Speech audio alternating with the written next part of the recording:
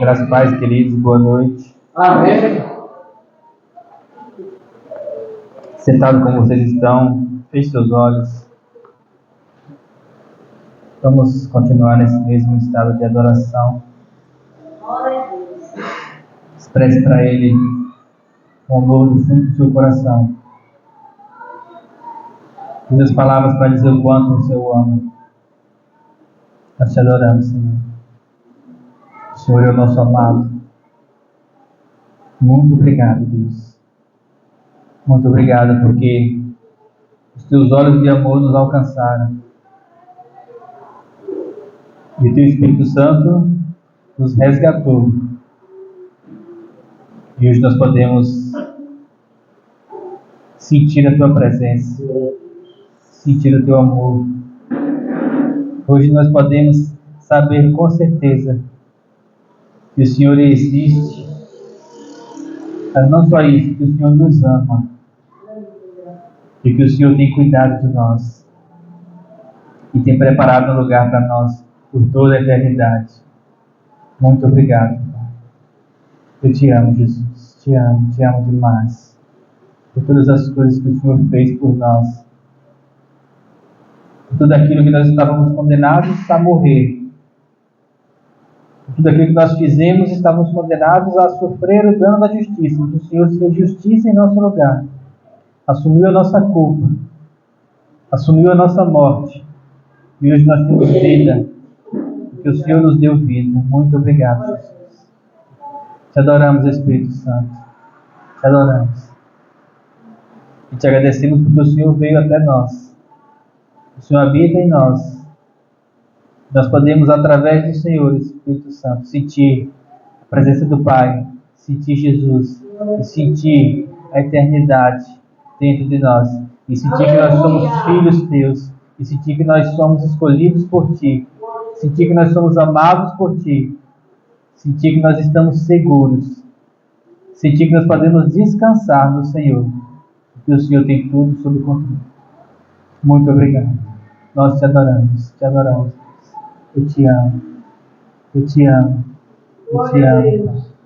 Eu te amo. Te amo. Te amo demais. Te amo demais. O Senhor é a nossa vida. O Senhor é a minha vida. O Senhor é meu tudo. E eu te adoro. Abrimos o nosso coração para aprender de ti nesta noite. Colocamos a nossa mente, o nosso corpo, toda a nossa vontade na tua presença, para que o Senhor nos ensine mais uma vez, mais um pouco, daquilo que nós precisamos aprender sobre o Senhor, sobre a tua presença e sobre a tua palavra. Abrimos o nosso coração e te pedimos, ensina-nos nessa noite, Pai.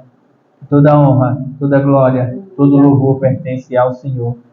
Muito obrigado, Pai, em nome de Jesus. Amém. Amém, queridos? Amém. Glória a Deus. Aleluia. Eu fico muito feliz aqui, fico muita vontade aqui. Afinal de contas, estou em casa, né? Glória a Deus. Faz alguns anos que a gente já... Quer dizer, desde o começo desse ministério, né? Um pouco antes, mas nós estamos aqui 3 anos a fazer, né? Esse mês que vem. 3 anos que eu também estou fazendo parte na direção do Espírito Santo, na posição que o Espírito Santo me colocou aqui para poder cooperar, para nós aprendermos juntos. Amém?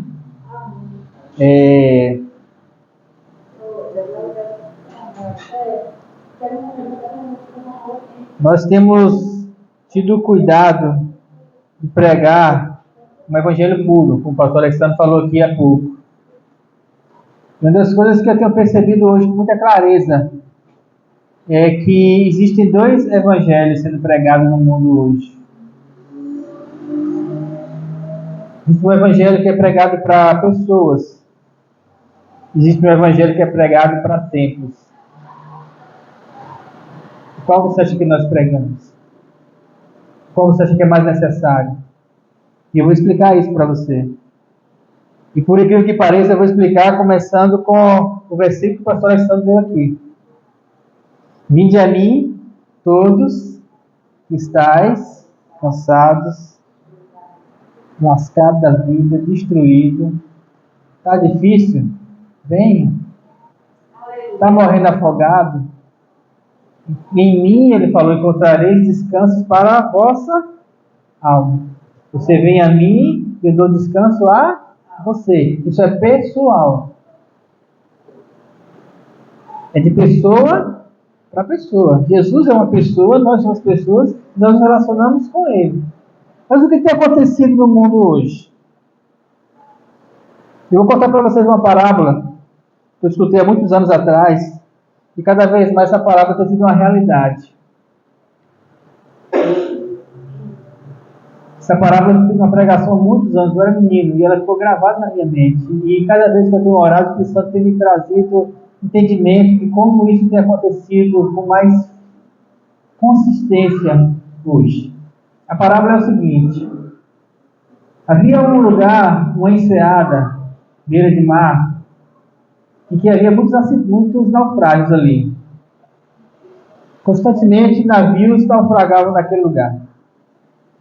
E aí tinha algumas pessoas, poucas pessoas, que elas faziam o trabalho de salvar vidas. E iam lá e resgatavam as pessoas e traziam no barco salvar-vidas para a praia e cuidavam delas. E aí várias dessas pessoas que foram resgatadas, elas resolveram ficar também nesse mesmo lugar, morar por ali e também trabalhar salvando as vidas que iam ao naufrágio, os navios que afundavam. E aí começou a juntar pessoas para poder salvar vidas. Então, aquelas pessoas que juntaram ali, elas estavam fazendo aquele trabalho e elas resolveram, então, melhorar o ambiente que elas estavam, fazer uma cabana melhor. E todos concordaram. E aí, depois que fizeram uma cabana melhor, elas mudaram a estrutura e colocaram cerâmicas e cadeiras e preparou para poder receber as pessoas. E todos concordaram. E depois disso, elas compraram barcos novos, muito melhores, e pegaram aquele barco que eles usavam para poder salvar as pessoas e colocaram na frente, pintaram ele, reformaram e falaram assim: esse aqui vai ser o nosso barco memorial.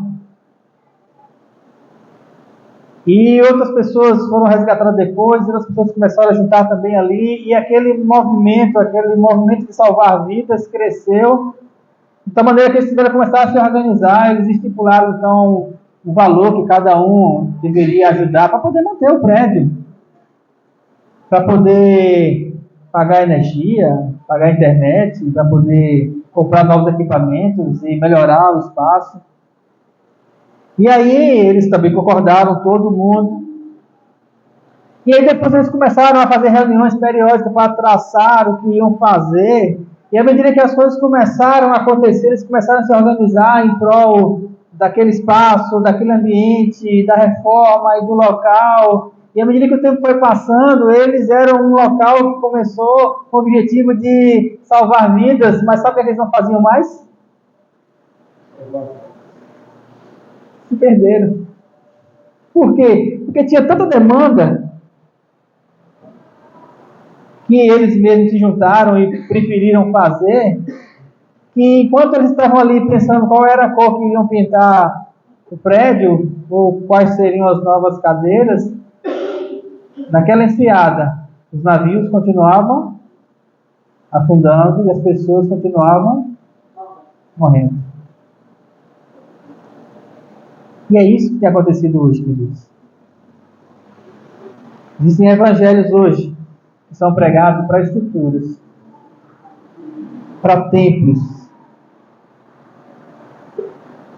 E existem pessoas que se preocupam em salvar pessoas.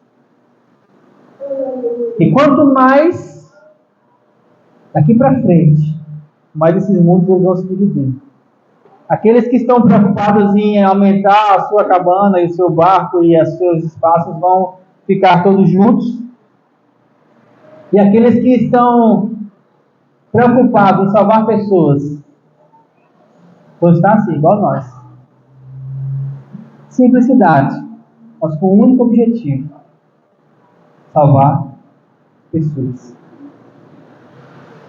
Quando a gente estuda a história da igreja, o pastor Alexandre mencionou aqui algumas coisas. Vocês sabiam que nos primeiros 300 anos da igreja não havia templos? O que Jesus falou em relação ao templo de Jerusalém? Quando ele esteve lá. Ele foi no templo algumas vezes, várias vezes.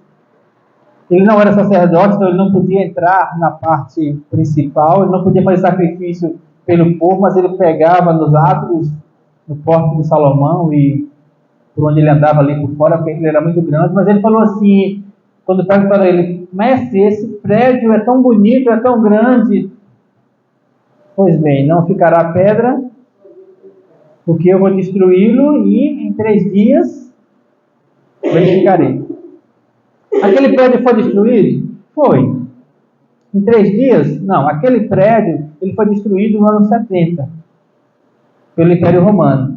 E hoje daquele prédio do Templo de Salomão só tem uma parede hoje que se chama Muro das Lamentações, que divide Jerusalém pela metade. Um lado muçulmano, um lado judeu. Mas de que prédio ele estava falando? Todos nós sabemos que ele falava dele. Por quê? Porque uma profecia que mais se cumpriu naquela época, que mais nós temos que levar em consideração hoje, é quando ele disse que não habitarei mais em prédios feitos por mãos, mas habitarei no vosso meio, dentro de vós. E quando nós entendemos isso, nós percebemos que todo o Evangelho ele é de pessoa para pessoa. Ele é pregado de pessoa para pessoa e ele é vivido de pessoa para a pessoa de Jesus, para a pessoa que é o Espírito Santo e para a pessoa que é Deus Pai. É uma relação de pessoalidade, é uma relação de familiaridade, é uma relação de família. E se uma congregação, se uma igreja, se um grupo, ele perde essa relação de família, o que resta? Resta um grande prédio, cheio de pessoas, mas vazio da presença. E aí as regras dominam, as leis dominam, igual acontecia lá com os fariseus. E o que Jesus falou dos fariseus? Deus falou com eles que eles eram sepulcros caiados, lindos por fora, mas por dentro não tinham vida, estavam mortos. E nós precisamos prestar atenção nessas coisas. Se não havia templo antes do ano 300, quando foram construídos os primeiros templos, quando foi instituído então as igrejas organizadas como a Igreja Católica, como era que as pessoas se reuniam antes disso, nos primeiros 300 anos? Sabe como? Igual nós aqui. Nos primeiros 300 anos de igreja, as pessoas faziam as reuniões do mesmo jeito que nós estamos fazendo aqui agora. Eu vim na casa do irmão, passei por a casa de algumas irmãs e só de lá para cá nós contamos vários. Eu não sei quantos, assim, mas eu acho que de lá para cá tem pelo menos uns 6 ou 7 cabanas e salva-vidas. Lugares que as pessoas estão preocupadas com uma coisa. Quer dizer, assim penso eu que todos estejam preocupados com a mesma coisa que nós estamos preocupados aqui, que é salvar vidas. Evangelho de tempo ou evangelho de pessoas? Quando começou lá no livro de Atos, Jesus falou assim: permanecei em Jerusalém até que do alto sejais revestidos de poder. Atos 2, Pentecostes. Depois de Pentecostes, 3.000 almas convertidas, 5.000 almas convertidas, 8.000 era a congregação, e estava todo mundo junto, e iam para o templo. Inclusive, em Atos 3, ia Pedro e João para o templo, a oração, e eles estavam se dirigindo para o templo. E aos poucos, eles estavam querendo pegar o Evangelho da Graça e colocar ele ligado ao templo. Aí Deus falou o quê? Não. Se vocês ficarem aqui, vocês vão querer fazer o que faziam antes. Associar a minha presença, a minha unção a um prédio, a um local. E não vai ser assim. Então houve o que naquela época? Uma dispersão, houve uma perseguição. Eles tiveram que sair de lá e foram para vários lugares. E nesses lugares onde eles foram, o que eles encontraram? Pessoas morrendo. E quando eles encontraram pessoas morrendo, o que eles fizeram? Começaram a se reunir. E como eram essas reuniões? E essas reuniões, elas eram como nós somos aqui. Família. Tudo é família hoje? E como é uma família? Família biológica, elas são unidas por laço sanguíneo. E a gente fala o quê? Não, família é família. A gente briga, mas a gente não tem como separar, porque nós somos família. Não tem, não existe ex-pai. Não existe ex-mãe. Pode existir ex-marido, ex-esposa, por quê? Porque não há uma consanguinidade. Então o marido vai-se embora, mas pai, mãe, filho, não existe ex-filho, existe? Não existe. Todos nós temos o mesmo sangue. O sangue de Jesus nos lavou. O nosso DNA espiritual é um só. Então, se nós entendemos isso, que nós temos essa unidade é que faz com que nós sejamos fortes o suficiente para salvar uns aos outros e, principalmente, ter condições de salvar aqueles que vierem até aqui, se esse for o nosso objetivo. Porque tem lugares que o objetivo não é esse. Tem lugares que as pessoas preferem fazer um evangelho para templos. A minha denominação é que é a boa e a certa. As outras não funcionam. Aqui é onde está a verdade. Queridos, a verdade tem que estar em nosso coração. Porque o Espírito Santo, ele está em nós. O Espírito de Deus habita em nós. Nós precisamos ter essa consciência constantemente de que a relação com Deus, a vida em Deus, primeiro ela é nossa vida com Deus, o Espírito Santo em nós, para depois a gente então ter a comunhão com os outros. Era isso que eles faziam. Quer ver um exemplo? Efésios 2. Abra lá.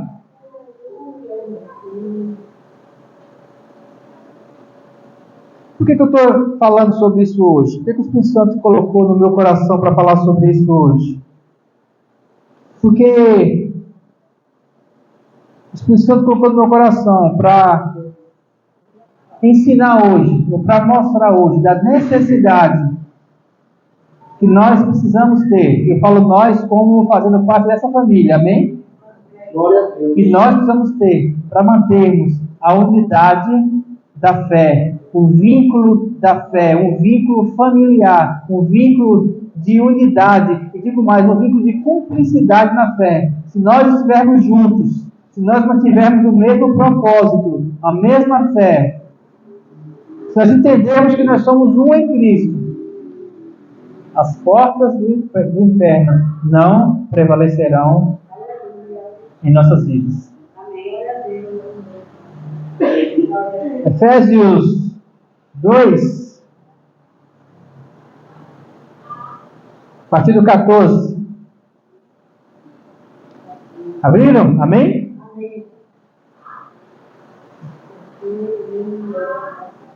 Diz assim, porque ele quem? Jesus Cristo é a nossa paz. Por isso que ele falou, vinde a mim todos que não têm paz, eu dou paz para vocês. Do qual de ambos fez um. E tendo derrubado a parede de separação que estava no meio, a inimizade, aboliu na sua carne a lei dos mandamentos e de ordenanças, para que dos dois criasse em si mesmo um novo homem, fazendo a paz. Para qual de ambos fez um? O que ele está falando aqui? Ele está falando de mim, de você, com Deus. Jesus promoveu a nossa paz quando ele, derrubando a parede da separação que estava no meio, que era a inimizade. Que inimizade é essa? A nossa inimizade contra Deus, que era promovida pelo pecado. Jesus venceu o pecado, ele aboliu, ele quebrou a barreira, ele destruiu a inimizade que havia entre nós e Deus. Nós éramos inimigos de Deus, ele fala isso também em Romanos. Nós éramos contra Deus, nós estávamos no mundo. Ele destruiu a inimizade, destruiu a parede de separação, aboliu na sua carne, aonde? Na cruz. Aboliu o quê? As leis, aboliu os mandamentos, aboliu as ordenanças, para que dos dois, de mim e de Deus, ele criasse um novo homem, a nova criatura, fazendo a paz, e reconciliasse ambos em um só corpo com Deus, ou seja, Cristo em nós, ele reconciliou, trazendo o Espírito Santo até nós, dentro do nosso corpo, ele fez um só, por intermédio da cruz, e destruiu a inimizade que era o pecado. E ele, quando veio, evangelizou para nós paz, nós que estávamos longe, nós que estávamos naufragando, nós que estávamos morrendo, para que também aos que estavam longe e aos que estavam perto. Porque por ele, ambos temos acesso ao Pai através do Espírito. Depois que ele venceu na cruz, ele rompeu a barreira, o Espírito Santo veio habitar em nós e nos deu um acesso ao Pai.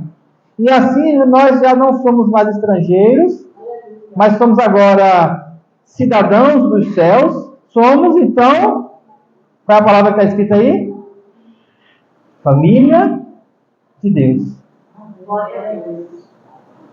Nós somos uma família com Deus.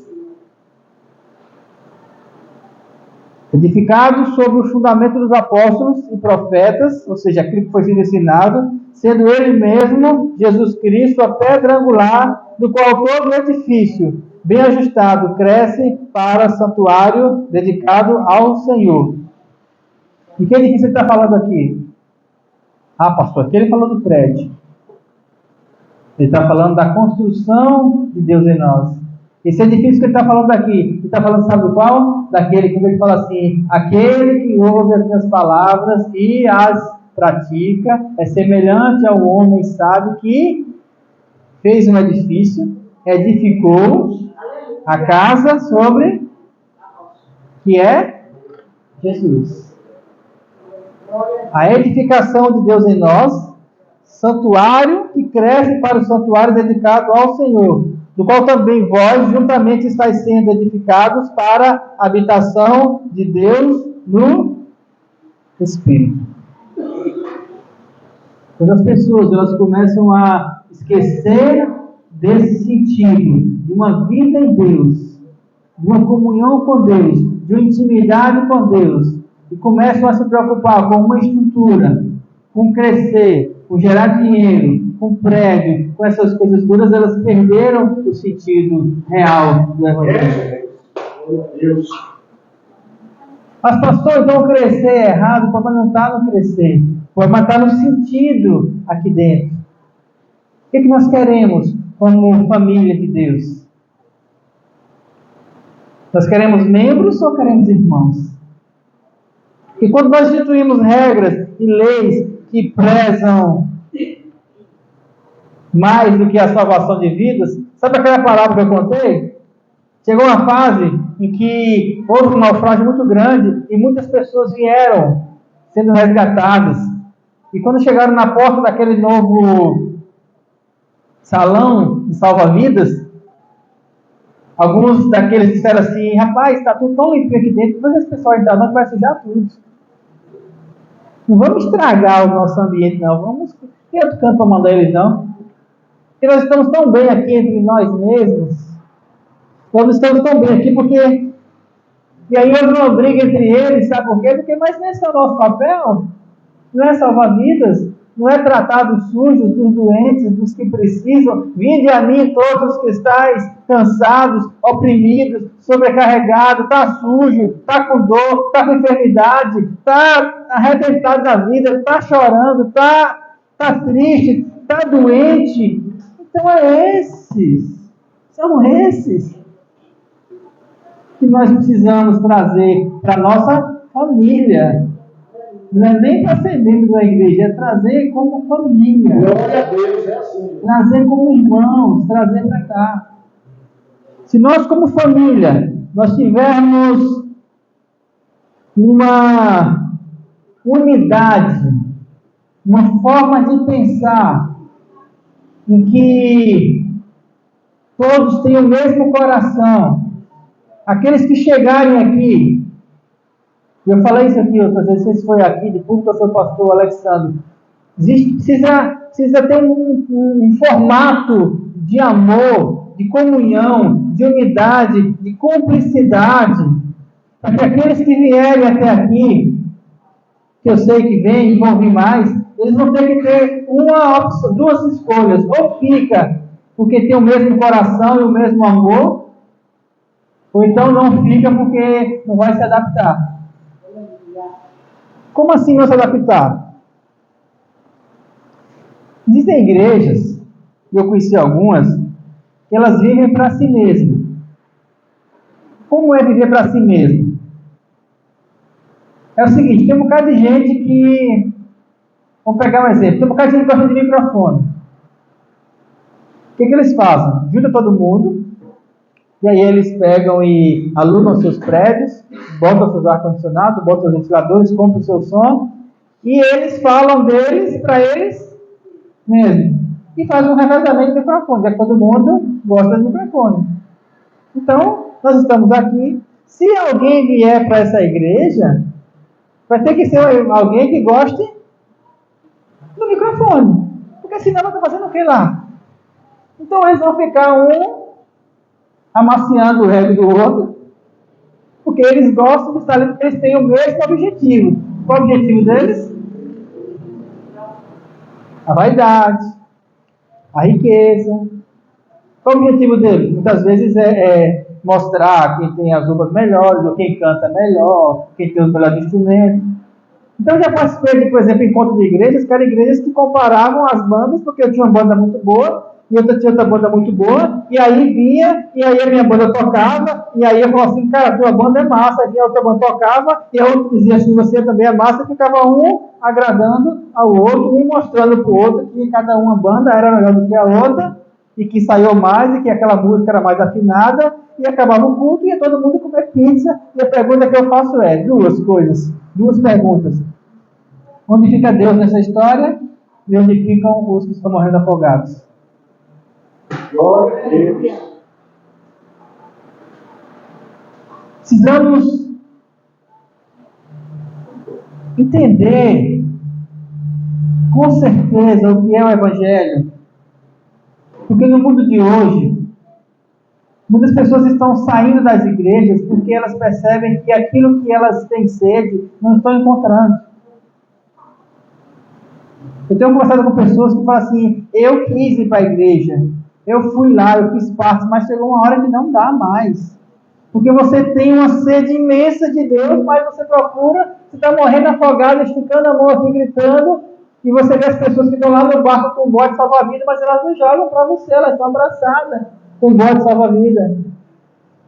Dizendo assim, você sabe, saia, você consegue.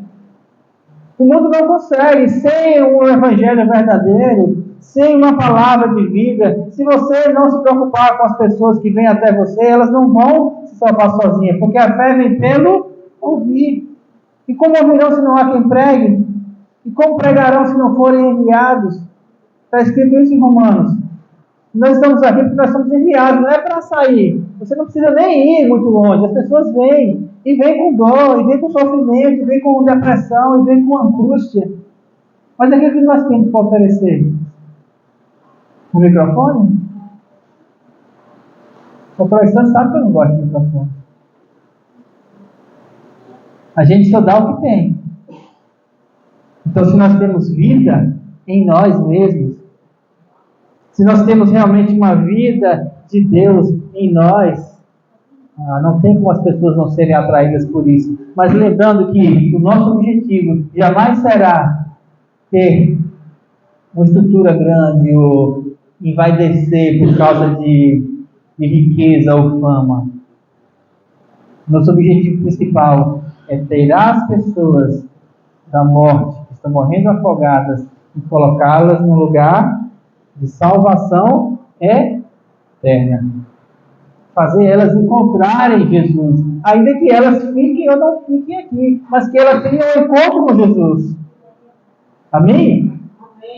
É por isso que trabalhos como a Missão Nordeste, que a gente tem participado, o pastor Alessandro tem falado aqui constantemente, ele é tão importante. Por quê? Existem outros grupos que fazem também trabalhos no sertão. Só que a maioria dos que eu conheço, eles são voltados para si mesmo. Gasta muito dinheiro para poder promover o próprio nome, promover a sua logomarca, promover a sua denominação. E lá nós vamos, pregamos para as pessoas, e evangelizamos, e oramos por ela. E a gente vai embora e ela encontre Deus. Se vai congregar junto ou não é o objetivo.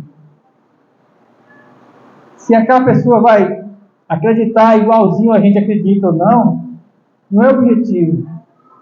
O objetivo é, será que essa pessoa encontrou Deus? Será que realmente ela teve aquele encontro transformador de uma vida em Deus? Porque esse é o objetivo do Evangelho. Não é o Evangelho que prega tempo, é o Evangelho que é pregado para as pessoas. De pessoa para que se encontrem vida. E a única forma de encontrar vida, que as pessoas encontrem vida, é se nós tivermos também essa vida. E é tão claro que a gente lê isso. Abra sua Bíblia em Atos 4. É tão simples como está lá.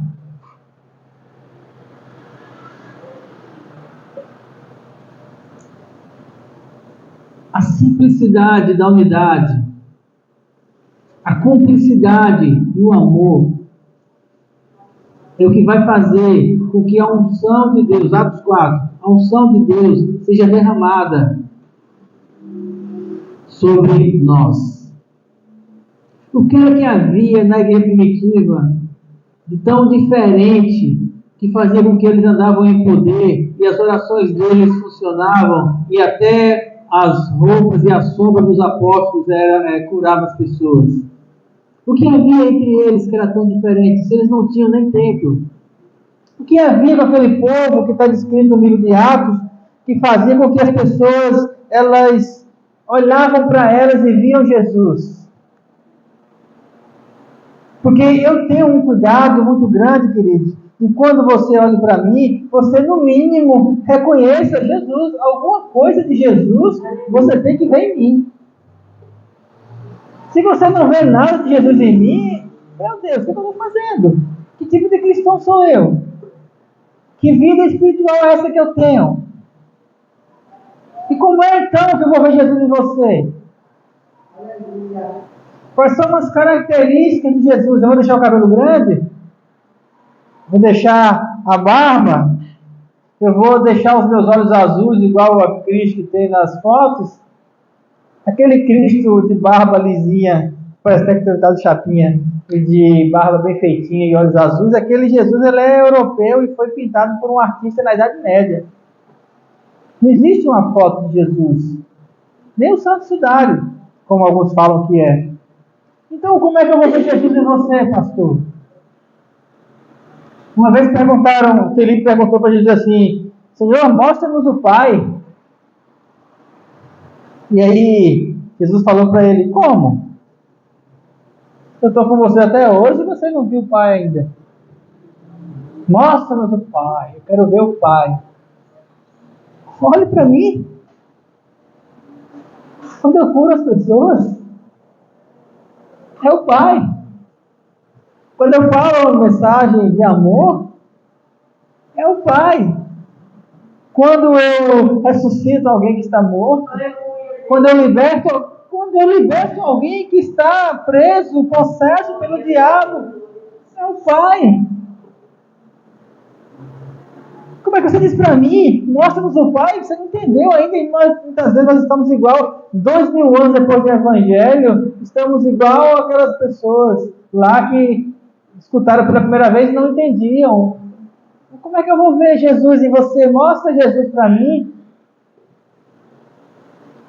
E aí nós muitas vezes nos negamos a orar por uma pessoa, nós nos negamos a abraçar uma pessoa, nós nos negamos muitas vezes a escutar uma pessoa, chorar com os que choram, visitar os enfermos e os órfãos. Muitas vezes nós nos concentramos tanto nas nossas coisas que nós não olhamos que do nosso lado pode ter alguém que está precisando de uma palavra de afeto, de um consolo. Alguém está precisando que Jesus se manifeste através de nós. Isso não é difícil. Como era que vivia a igreja de Atos? Atos 4 que eu falei, não foi? 4 quanto? 4:32. 4:32.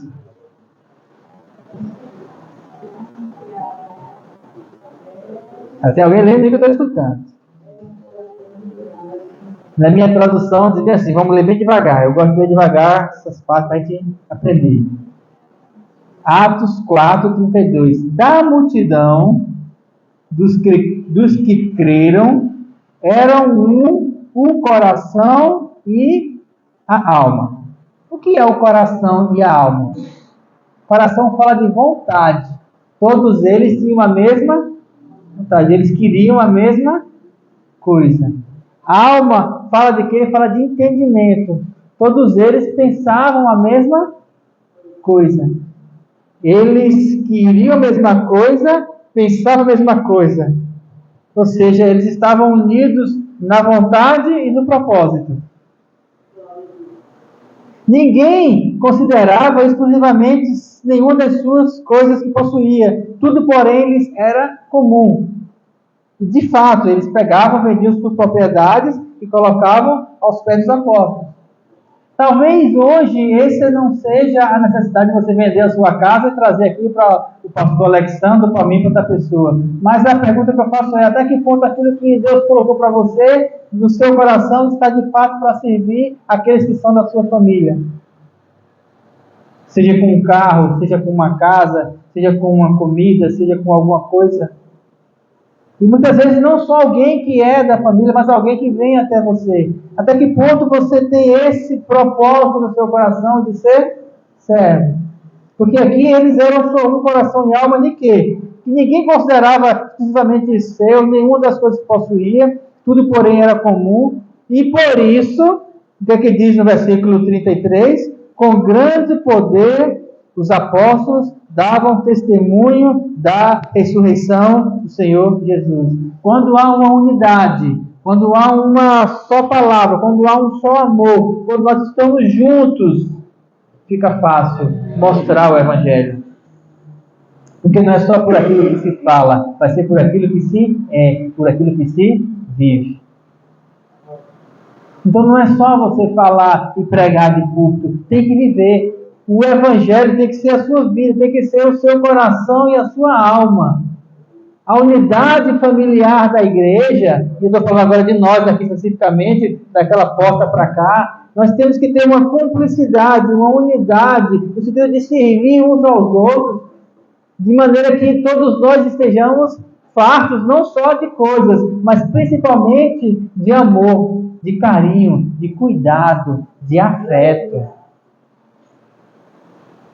Porque era isso que Jesus fazia. Jesus saía dando dinheiro para todo mundo. Para as pessoas que vinham a Ele. Vinde a mim, todos os que estáis sobrecarregados, que eu vos... Não tem como aliviar se você também estiver sobrecarregado. E não tem como você descarregar se não for cada um de nós levando as cargas uns dos outros. Isso começa aqui, ó, no nosso núcleo, na nossa igreja, na nossa família. Amém? E com grande poder eles davam testemunho da ressurreição do Senhor Jesus, e em todos eles havia abundante graça, pois nenhum necessitado havia entre eles, porquanto os que possuíam terras, casas, vendendas, traziam os valores correspondentes, depositavam aos pés dos apóstolos, distribuía a cada um a medida em que precisava, à medida que alguém tinha alguma necessidade. Eles ajudavam uns aos outros. Sabe qual é a igreja desses 2000 anos? A igreja em que mais o poder de Deus se manifestou? Foi nessa igreja que durou daqui de Atos até o ano 300. Por quê? Como eu falei, antes do ano 300 não haviam templos, não haviam prédios. A religião romana era outra.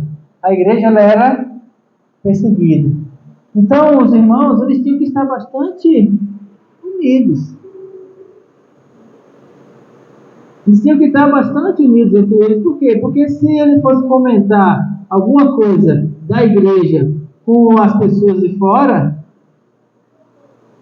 o que acontecia? O governo romano descobria, a polícia vinha, prendia e matava.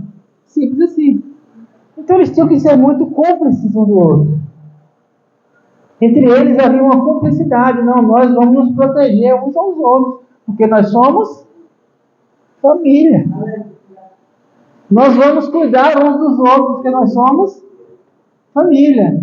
Não, se alguém está capengando, vamos fazer uma muleta e sustentar. Se alguém está tendo dificuldade, nós vamos ajudar uns aos outros. Se alguém está passando por uma dificuldade, nós precisamos ajudar uns aos outros.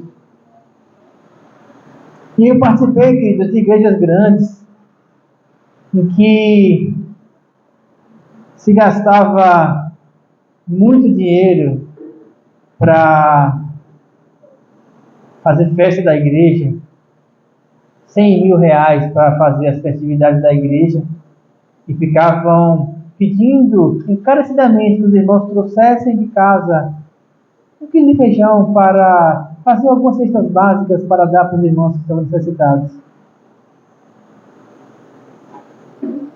Entende? Então você tem uma igreja ali com 1000 pessoas e tem pessoas que realmente precisavam, mas não, o 500 da igreja nós temos que usar para aqui, para o prédio. Vamos cuidar do nosso templo. Pintar, passando mofado, tendo que pintar o som, tal, essas coisas. Estou falando de igrejas grandes. Mas aí de repente tem alguém ali que estava necessitado. Pastor, eu já vi pessoas irem pedir. Esses dias eu vi numa rede social de uma mulher que foi falar com o pastor de uma grande igreja em São Paulo, no estacionamento. Ela estava passando por dificuldade, ela não queria nem pedir nada, ela queria pedir uma oração para ele. Ele estava próximo do carro, quando ela chegou perto, no outro carro, eram 2 seguranças e entraram na frente dela e falaram: você não pode falar com ele. Não, mas eu estou falando na minha igreja, eu congrego aqui já há tantos anos, eu queria... Não pode não, você marca o horário. O pastor olhou assim, não foi não, aí, não preocupe não, senhor, eu vou resolver aqui. Aí foi afastando ela, não, eu quero falar com ele, não, marca o horário, agenda, não pode. E aí ela fez o vídeo falando assim: poxa, eu queria, ele pega tão bonito lá no púlpito, é tão, sinto uma paz tão grande, eu queria falar com ele pessoalmente aqui, no estacionamento. Não pode. Porque existem regras para poder, você sabe, se for falar com todo mundo, aí, sabe, não tem. Se a gente for distribuir para todo mundo, nós vamos ficar sem dinheiro para poder comprar o avião. Se a gente for dar a cesta básica para todo mundo que precisa, como é que nós vamos manter o aluguel, a energia, as coisas? Então, assim, uma coisa nós temos que organizar aqui, outra coisa são as pessoas que precisam, né? Se ela precisa, ela vai ver que é porque ela está sem fé, né? Não ela orar mais. Essa é a conversa que mais se ouve por aí. Né? É você que está em pecado, é você que está falando, mas aqui estamos bem. E aí nós temos hoje visto no Evangelho igualzinho os fariseus faziam com o templo. Muito templo, muito grande, muito bonito, tudo muito luxuoso. Mas as pessoas continuavam como ovelhas sem pastor. E Jesus veio para poder trazer a diferença. Jesus veio para poder trazer vida. Jesus veio para poder trazer Deus. Só que aqueles que não queriam faziam o quê? Atacavam. E se nós queremos viver a verdade, pastor Alexandre, se nós queremos de fato viver o evangelho verdadeiro, seremos atacados. Se queremos realmente andar em amor, se nós queremos realmente andar como andava em definitiva, servindo uns aos outros, suportando uns aos outros, vamos ser taxados de idiotas, de vamos ser taxados de retrógrados, vamos ser taxados de falta de visão, falta de ambição. Já me chamaram de eu não ter ambicioso no Evangelho. Aí eu pergunto, irmão, ambição é virtude ou é pecado? Eu estou na dúvida agora. Será que eu não sou um pastor ambicioso? Porque eu gosto de estar com as pessoas simples? Poderia estar em vários lugares. De igrejas grandes. Poderia estar entre eles. Sabe? Aquela pompa, aquela coisa toda. Mas no meu coração, quando eu converso com Jesus, quando eu entro no meu quarto, eu vou falar com Ele, Ele sempre está ressaltando aqui, mantenha a simplicidade, preserve o amor, cuide de um. Se eu colocar um na sua frente, cuide de um. Preserve a família, esteja junto, mantendo a unidade, mantendo a paz, mantendo a verdade, mantendo a simplicidade. Eu falei, Deus, mas eu vou ficar assim até quando? Ele falou, não se preocupe com o tempo não, porque o tempo não é importante para quem é eterno. Você está vivendo aí na terra, é temporário. Pode ser, se eu quiser que você cuide só das pessoas que tem cuidado hoje até o dia que você morrer, que assim seja. Se eu quiser levar você para outro canto, eu levo. Se eu quiser colocar você para falar a verdade em outros lugares, onde eu quiser colocar você, eu coloco. Só preciso que você me escute, que você ande comigo. E principalmente, cada pessoa que eu trouxer até você, que você cuide, entendendo que ela não é sua. Nós precisamos ter esse cuidado, queridos. Cada pessoa que chegar nessa igreja, cada pessoa que vier fazer parte dessa comunidade, que entrar por essa porta, sabe como ela deve ser recebida? Já que nós somos família? Eu acho que eu passei da hora. Vou encerrar. Sabe como deve ser recebida uma pessoa aqui? Pastor Alexandre, o Espírito Santo trouxe esse entendimento para mim. Sabe como? Como é que a gente recebe um filho recém-nascido em casa? Recentemente eu tive em casa, recebi a Helena. Agora ela já está com 1 ano e alguns meses, eu nunca decoro. Mas o ano passado ela chegou. Um bebê em casa. É um cuidado. Você escuta a televisão no volume mais baixo. Se ela dorme, todo mundo pisa em ovos pela casa. Não é assim? Tem horário de dar o banho. Não é isso? Tem que cuidar. Tá cocô. Se tinha cheirinho de cocô, vamos fazer o quê? Vamos limpar para não ficar assado. Tem que ter cuidado com o recém-nascido. Entrou alguém aqui, queridos, é um recém-nascido. Vai fazer caca? Vai. Sentir o cheiro de caca, não é para sair contando para todo mundo, olha, o bebê fez cocô, viu? Não. Tem que fazer o quê? Limpar para não ficar assado. Amamentar. Vai chegar zerado, precisa ser amamentado, precisa leitinho, um genuíno leite. É assim que Paulo fala. Bebê recém-nascido chora. Toda vez que eu lá no meu trabalho, chegam uns casais lá de primeira viagem, com o menino para vacinar. Primeira coisa que eu vou vacinar, só que eu digo para eles, olha, bebês choram, viu? E quando a gente fura a perna, chora alto. Se você não escutou um choro da criança ainda com 2 meses, vai escutar agora. Porque eu vou furar e vai doer, e a consequência da dor é o choro. Não adianta, deixe chorar. Tem que chorar, porque chorar faz parte da vida. Então, bebês choram. Então, quando chegar bebês aqui, eles vão chegar e vão chorar. Vocês vão entender que faz parte. Você tem que fazer o quê? Acalentar, cuidar, abraçar, amar, porque nós somos uma família. Quando chega um recém-nascido, se você não cuidar do recém-nascido, o que acontece com ele? Ele morre. Se não for alimentado, se não for limpo, ele morre. Não vaza.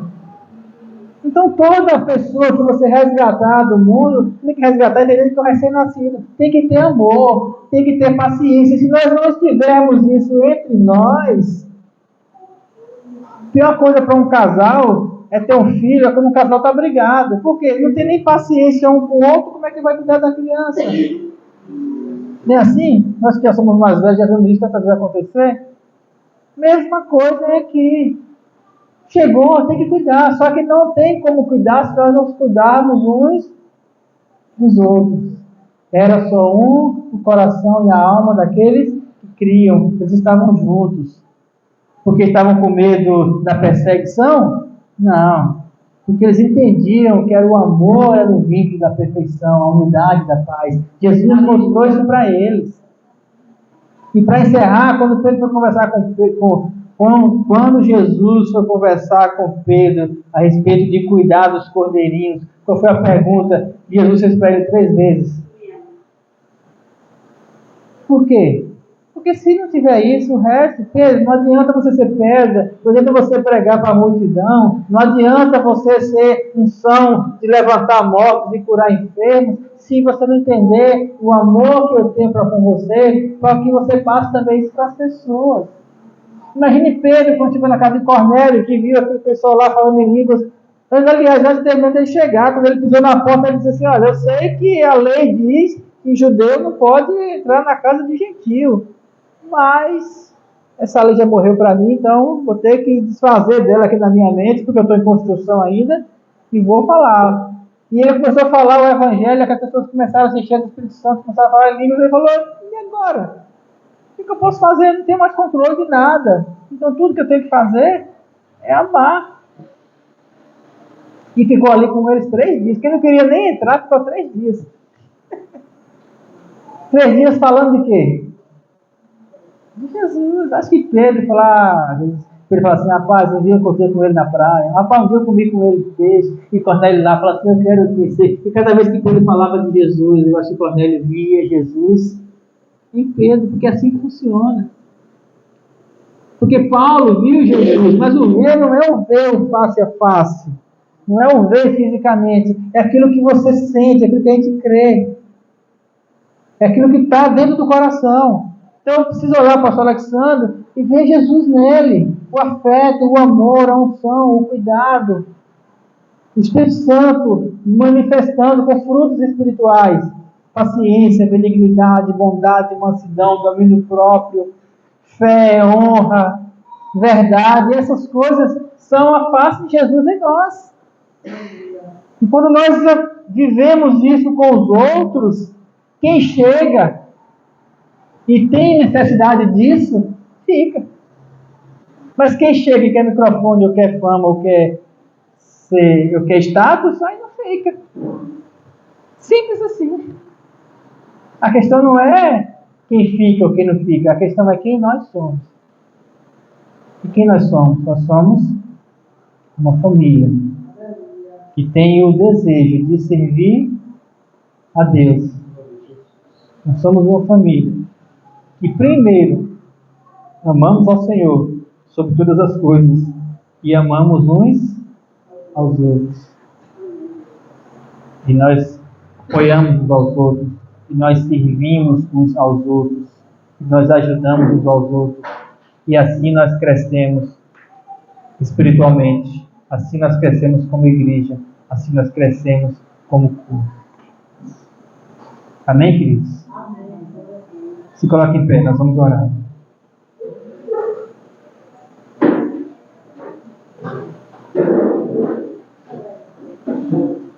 Enquanto eu estava preparando essa mensagem, a visão que Deus me deu, e essa oração agora, é todos nós abraçados.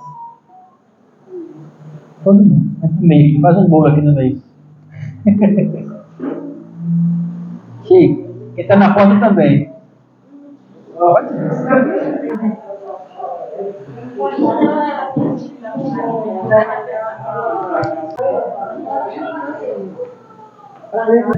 Somos uma família, queridos. Amém.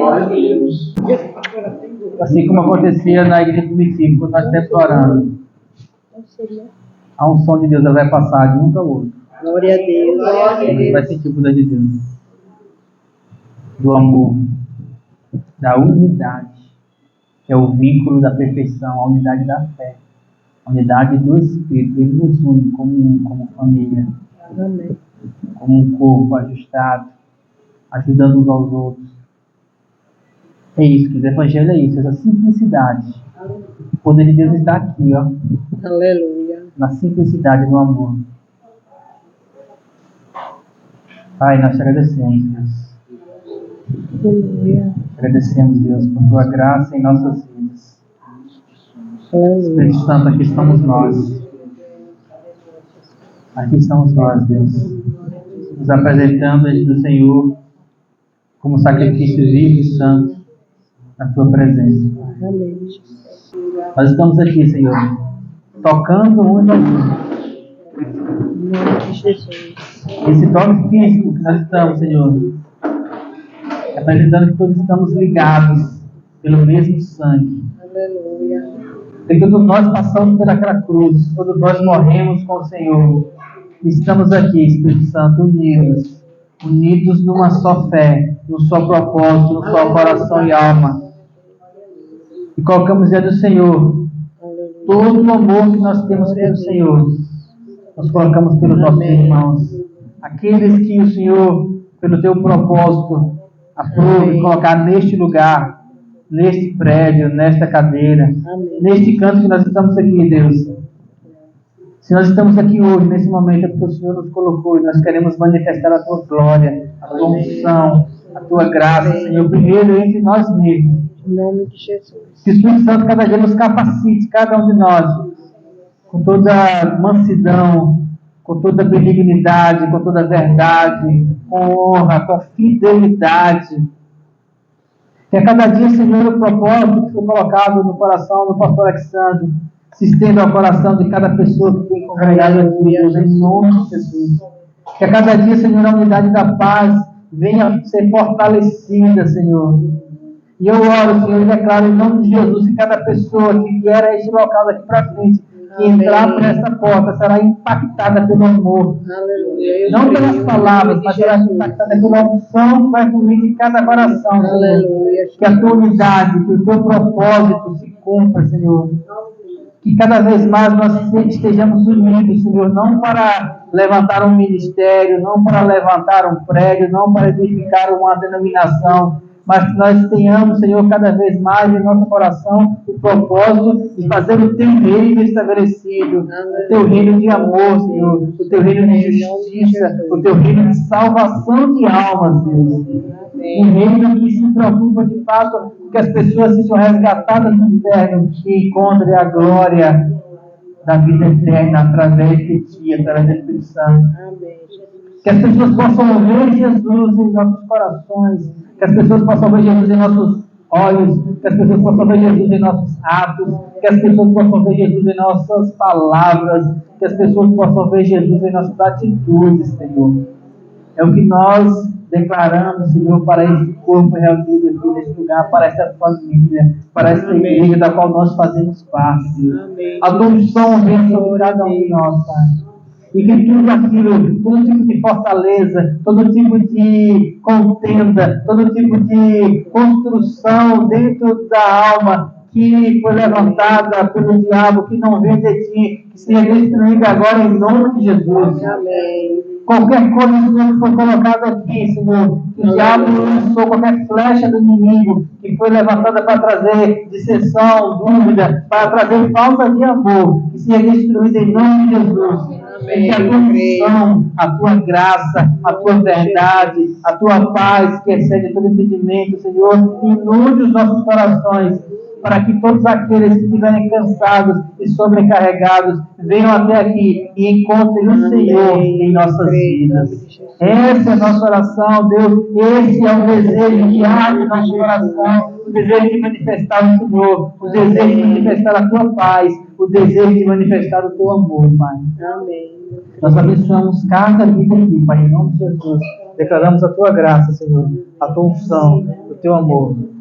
Uma nova condição de amor, uma nova condição de paz, uma nova condição de verdade. Que a partir de hoje, Senhor, nossos corações sejam transformados pelo teu amor. Que a partir de hoje, Senhor, o vínculo da paz, o vínculo do amor, o vínculo da graça se manifeste em nossas vidas, Pai. Nós manifestamos uma nova unção e declaramos, Senhor, a transformação. Que a partir de hoje, o procedimento, a vida, a tua presença, a glória e a unção do Senhor se manifestem em nossas vidas. E todos aqueles que vierem até aqui sejam impactados pelo teu amor em nós. E cada um de nós possamos também crescer, ajudando uns aos outros, Senhor. Fortalecendo uns aos outros, amando uns aos outros, cumprindo, Senhor, aquilo que o Senhor deseja de cada um de nós. Que nós amemos aos outros, assim como também nós amemos ao Senhor.